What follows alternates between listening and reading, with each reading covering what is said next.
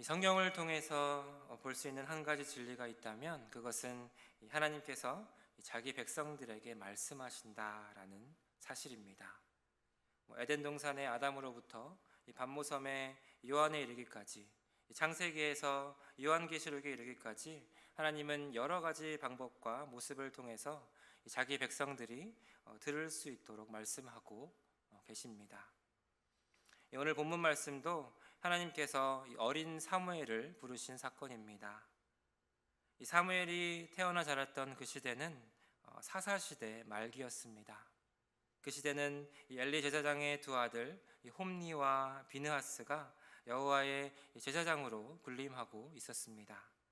성막을 중심으로 하나님을 수종드는 영광스러운 그런 직분을 가진 그들이었지만 정작 그들의 이 행실이 나빠서 여호와를 알지 못하였다라고 성경은 말합니다.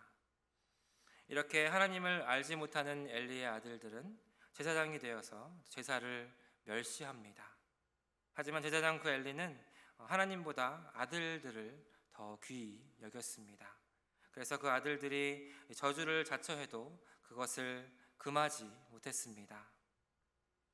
그 시대의 제사장의 모습이 이러한데 이 백성들의 삶 또한 얼마나 타락하고 또 비참했을지 우리는 그려볼 수가 있습니다. 또 이 시대는 어떤 시대였습니까? 이스라엘 백성들이 하나님의 말씀을 따라 살지 않고 각각 자기 소견에 옳은 대로 살던 시대였습니다. 절대 진리라는 것이 없어진 그런 시대입니다. 그래서 모든 것이 자기 중심, 사람 중심이 되었고 인간이 만물의 척도가 되었습니다. 어쩌면 오늘날 우리가 살아가는 상황과 크게 다르지 않게 극도로 개인 중심적인, 인간 중심적인 사회가 되어 모두가 자기 기준에 따라서 자기가 옳게 옳음에 따라 살다 보니 결국 세상이 혼란에 빠지고 맙니다. 이런 시대의 어린 사무엘은 세마포 에봇을 입고 여호와 앞에서 섬겼습니다. 본문 1절 말씀입니다. 아이 사무엘이 엘리 앞에서 여호와를 섬길 때에는 여호와의 말씀이 희귀하여 이상이 흔히 보이지 않았더라. 오늘 이 본문이 전하고 있는 그 시대의 가장 큰 특징은 무엇입니까? 바로 여호와의 말씀이 희귀하였다라는 말씀입니다. 이는 곧 하나님의 말씀을 찾아볼 수가 없는 시대였다라고 전하고 있는 것입니다. 하지만 임마누엘, 우리와 항상 함께 하시는 하나님은 여전히 그 백성들을 향해 말씀하십니다. 이처럼 그 시대의 문제는 하나님의 말씀에 있는 것이 아니라 그들이 그 말씀을 듣지 못했다라는 데 있는 것입니다. 다시 말해서 여호와의 말씀이 희귀했다라는 것은 이스라엘 백성들이 하나님을 멀리 떠나 있었음을 의미합니다. 그들이 영적으로 부패하고 타락했기에 하나님의 말씀이 그들에게 임하지 않았던 것입니다. 오늘날 우리는 말씀의 홍수 속에 살고 있다라고 말합니다. 언제나 어디서나 스마트폰 클릭 몇 번이면 하나님의 말씀을 들을 수 있습니다. 하지만 여전히 많은 그리스도인들은 내 삶을 향한 그 하나님의 뜻을 알 수 없다라고 말합니다. 그 말씀을 깨닫지 못했다라고 고백하는 것을 우리는 많이 보게 됩니다. 본문 4절 5절 말씀입니다. 여호와께서 사무엘을 부르시는지라 그가 대답하되 내가 여기 있나이다 하고 엘리에게로 달려가서 이르되 당신이 나를 부르셨기로 내가 여기 있나이다 하니 그가 이르되 나는 부르지 아니하였으니 다시 누우라 하는지라 그가 가서 누웠더니. 하나님께서 어린 사무엘을 부르십니다.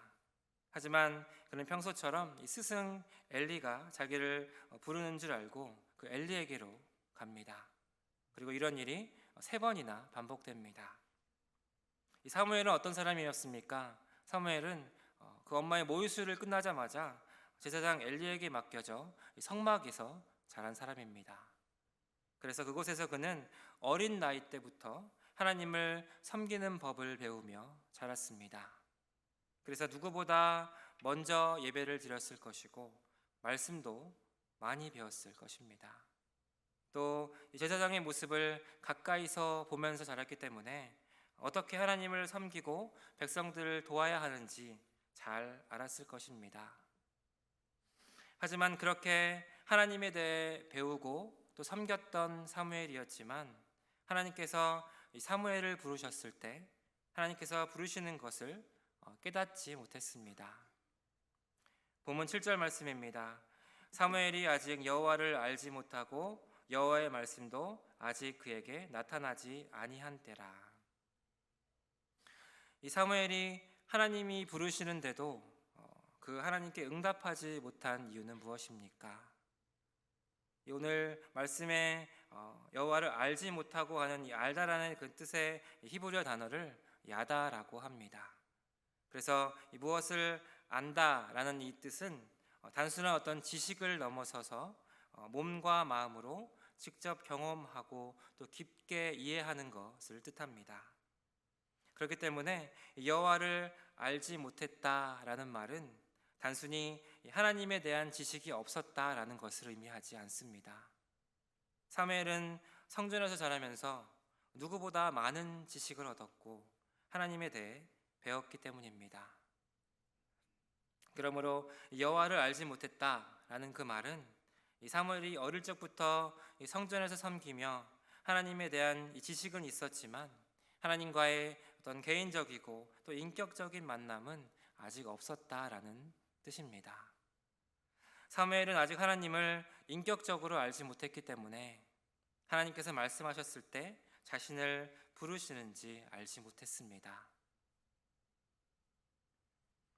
이 사람에게 주어진 가장 큰 축복 중에 하나는 말을 할 수 있다는 것입니다. 만약에 우리에게 이 언어가 없었다면 의사소통을 이루기가 참 힘들었을 것이고 어떤 그 문명의 발달도 많이 늦어졌을 것입니다.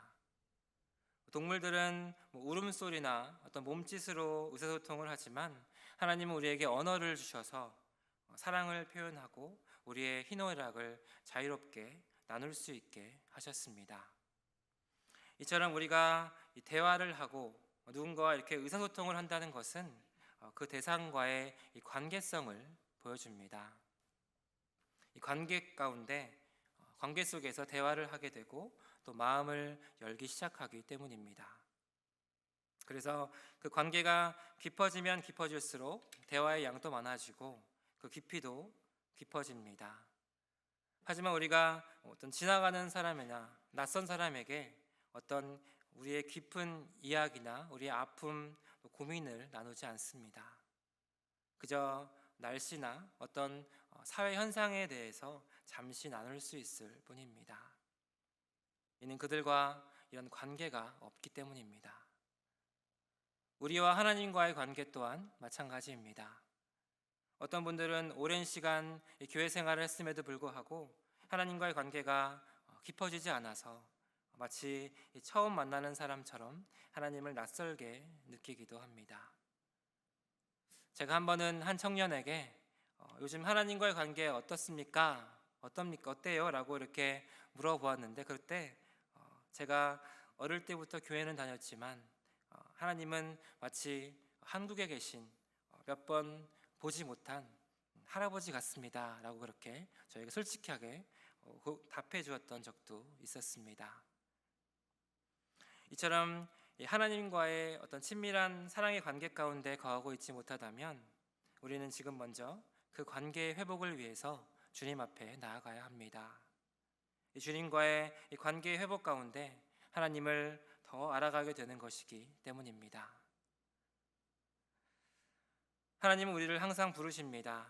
하나님은 우리를 친밀한 관계 가운데 부르십니다. 왜 그렇습니까? 하나님은 사랑이시기 때문입니다. 요한일서 4장 8절 말씀입니다.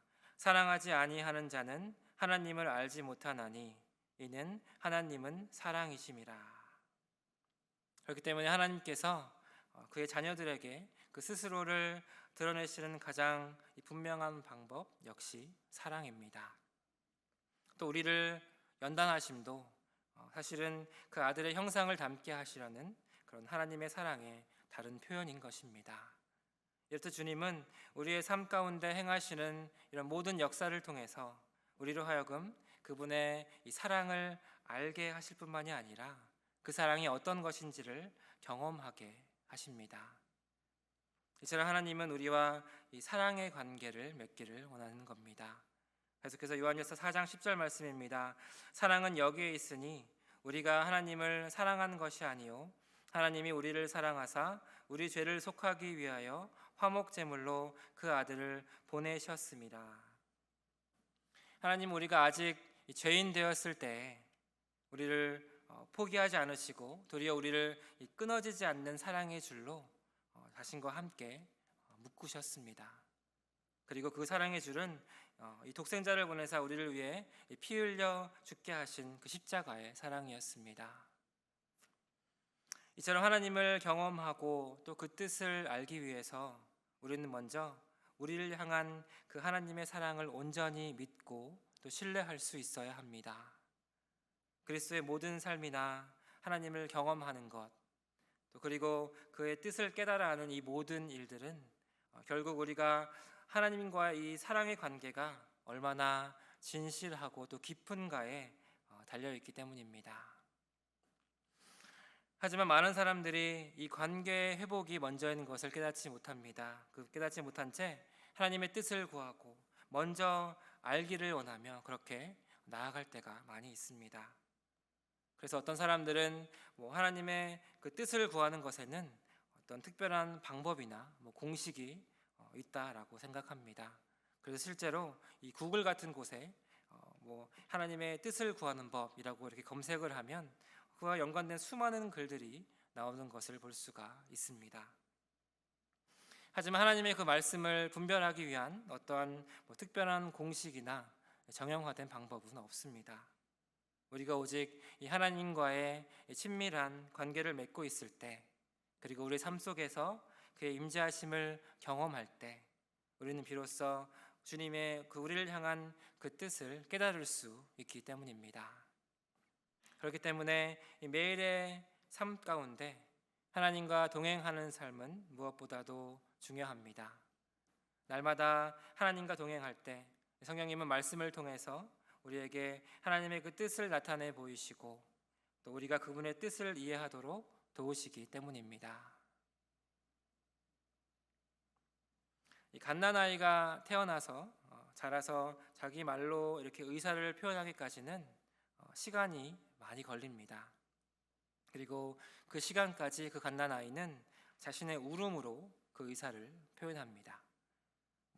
배고플 때도, 어디가 아플 때도, 어디가 불편하거나 할 때도, 기저귀를 갈아달라고 할 때에도 그저 울음으로 자기의 그런 감정을 또 의사를 표현합니다.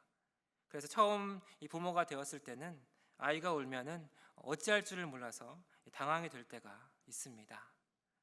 모든 그 울음소리가 다 똑같이 들리기 때문에 왜 우는지 정확히 알지 못할 때가 많기 때문입니다. 하지만 그 울음소리를 누구보다 잘 알아듣는 그 한 사람이 있습니다. 누군지 아십니까? 바로 그 아이의 엄마입니다.